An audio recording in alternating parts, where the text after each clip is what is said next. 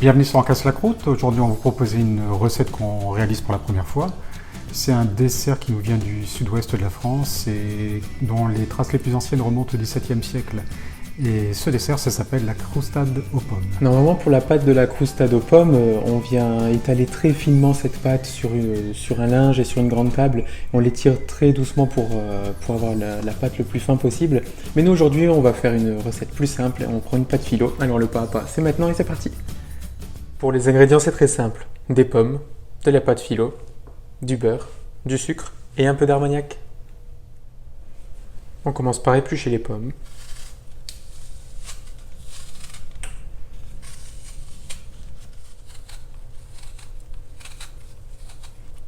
Après, donc, on va les évider pour enlever le trognon.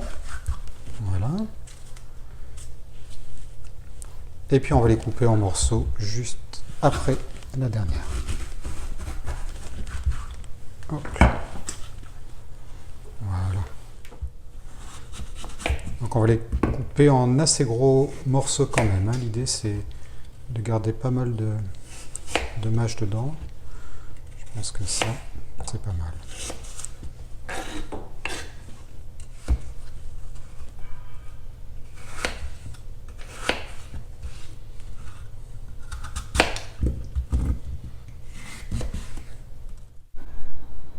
On passe alors à la compotée, à la petite compotée de pommes. On va venir faire fondre le beurre dans une casserole. On y ajoute toutes les pommes, sans tout mettre à côté. Et un peu de sucre en poudre. Le sucre en poudre, vous n'êtes pas obligé, vous pouvez la réaliser sans sucre. On fait cuire les pommes jusqu'à ce qu'elles soient fondantes et on ajoute un peu d'armagnac ou autre alcool de votre choix. Alors ensuite, on va venir répartir du beurre sur les feuilles de pâte philo. Donc elles sont très fines.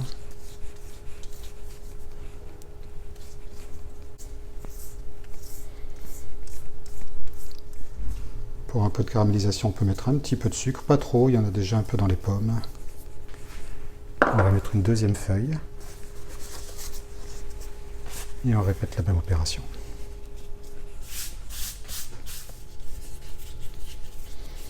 Voilà, sur l'ensemble de la surface pour réhumidifier les feuilles de pâte philo. Voilà. On va mettre une dernière feuille, donc une troisième feuille pour la couche du fond.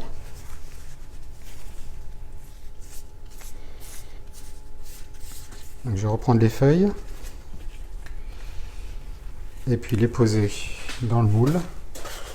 On va les mettre une à la fois parce que ça va nous permettre de les décaler les unes par rapport aux autres, puisque vous voyez que les bords dépassent du moule, ce qui est ce qu'on attend, c'est ce que l'on veut. Hop, on peut le remettre ici, voilà. Une deuxième feuille qu'on va légèrement décaler. On laisse bien dépasser. Hop. Voilà. On va reprendre toute la surface. Et on va mettre la dernière feuille ici, en décalant encore un tout petit peu. Voilà.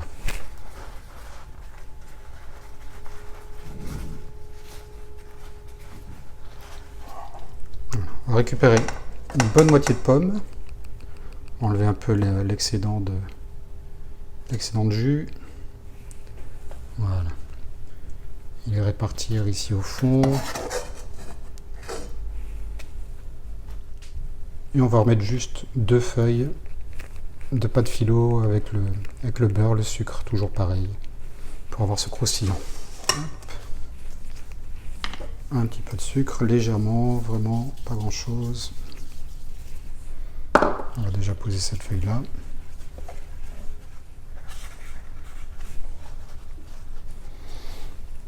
Et une dernière feuille.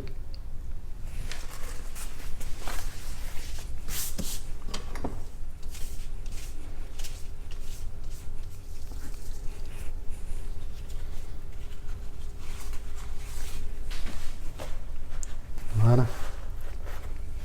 Maintenant, on va mettre le reste des pommes. Et on va replier tout ça. La bonne deuxième moitié de pommes. Il faut que ce soit quand même généreux en pommes, hein, qu'il y ait de la gourmandise.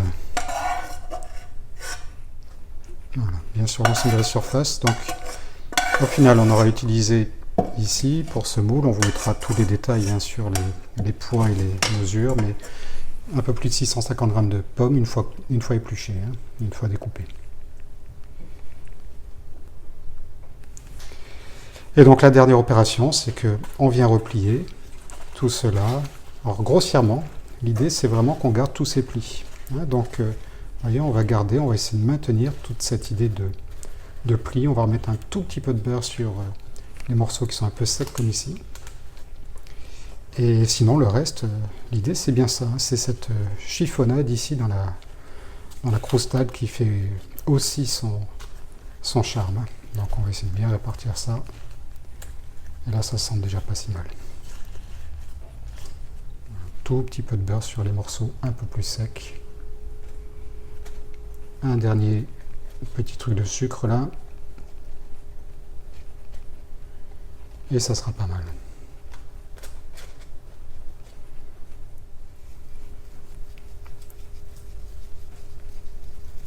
Voilà. Et ça va partir au four pendant un quart d'heure à 190 degrés. Alors on a un joli croustillant là, tout juste sorti du four, c'est joli comme tout. Alors si vous n'avez pas mis de papier sulfurisé, démoulez directement parce que le sucre caramélise et en refroidissant ça peut se solidifier et la croustade risque d'accrocher au fond. Je pense qu'un jour on s'attaquera à cette pâte très fine, très particulière, à travers laquelle on doit voir la paume de la main quand on la travaille, qui est à la fois résistante mais quand même assez fragile.